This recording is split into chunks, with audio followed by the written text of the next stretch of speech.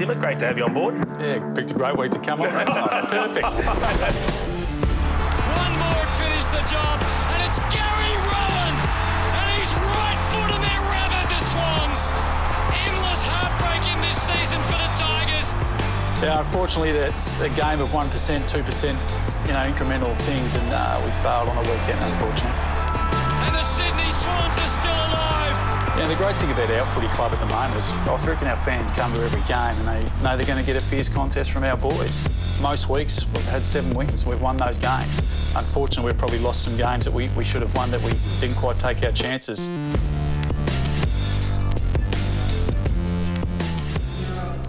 So mixed emotions for our players on the weekend as more heartbreak for the Tigers and Jack Revolt, but the Demons are going very nicely, thank you very much. And they do have an injury hiccup. We can go back to the 360 studios, right? I wonder who's sitting in your seat and who's sitting in Jared's out of Jack and Jordan. Welcome, boys. Hey, guys. How's it going? Hey, boys.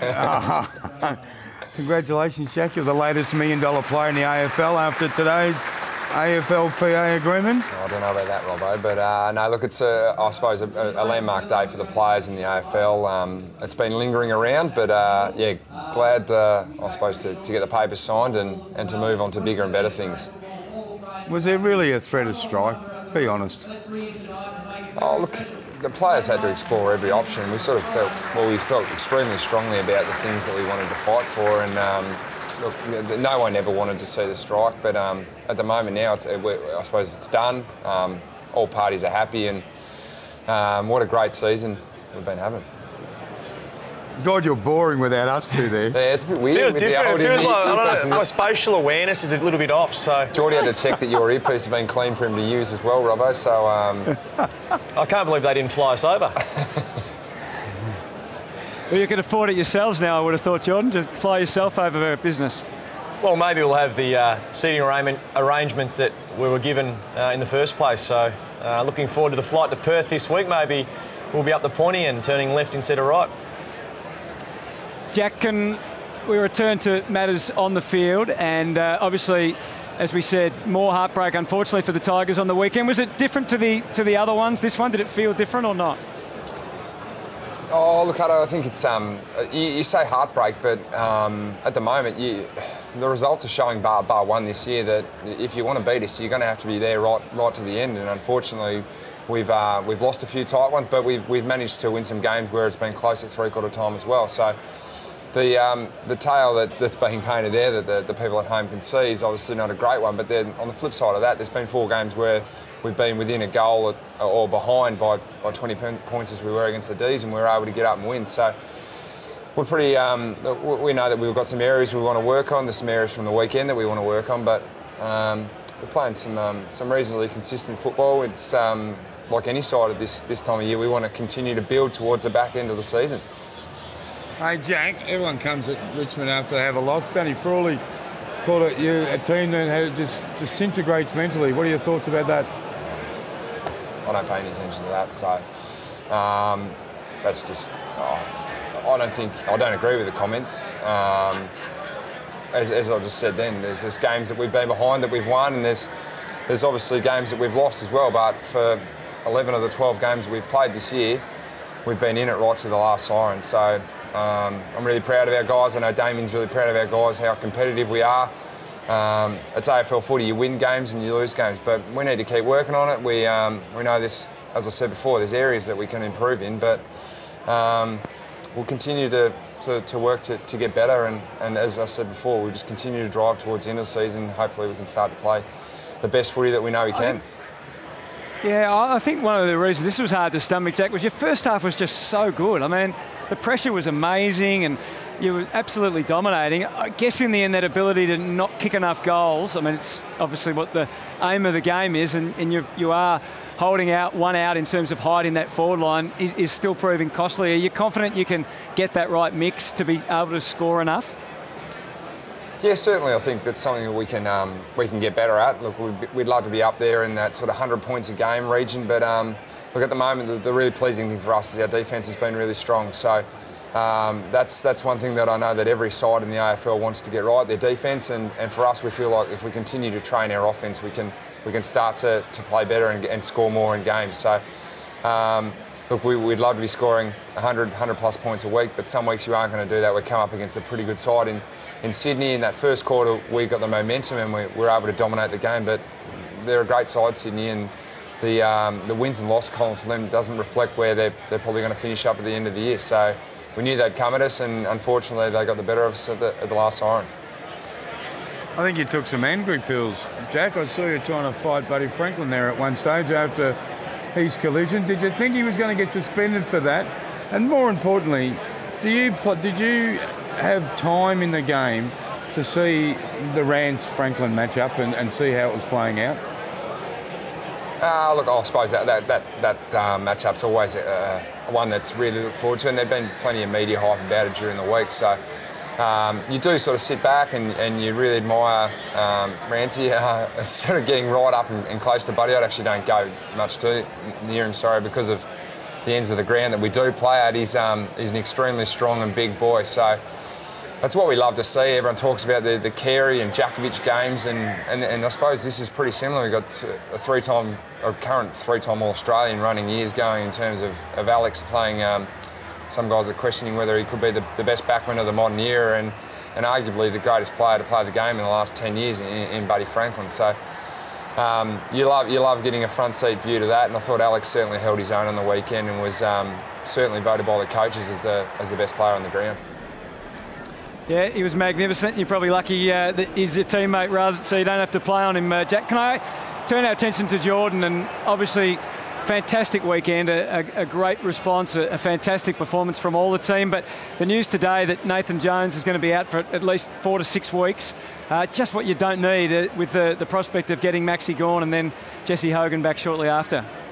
Yeah, it seems to be that we get one player back and we lose one at the same time. But I thought he was going to be all right. He went off with a quad injury and then came back on to test it out, and then scans revealed today that it probably wasn't the best news that we'd hoped for. But as all times when someone goes out, it's unfortunate to that person, and he's a leader of the club and well regarded within the four walls of the football club. But he'll be back bigger and better for the right time of the year.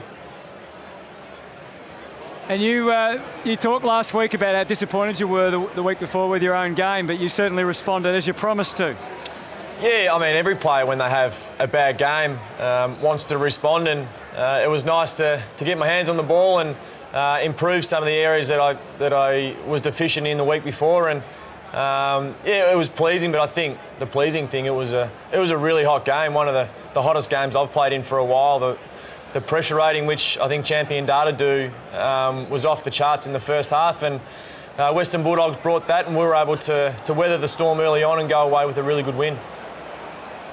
Now, I know you're on social media, Jordan, and you too, Jack. Everything's it's really funny, the Thomas Bug thing. No media, mainstream media, really worried too much, but a lot of the players, including you, Jordan, a lot of the players and the coaches have said, no. That's not the way we go about it. Has there been an overreaction from the players, or is this not something you want to see in the game?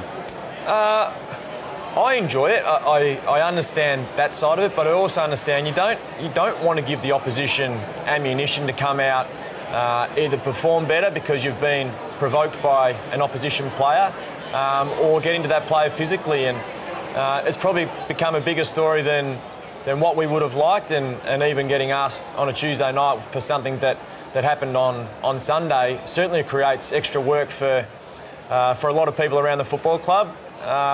It's good banter, and it probably adds to the atmosphere of the game, and I can understand that side of it. But from a player and a club point of view, we probably want to keep that stuff in check and not give ammunition to opposition sides.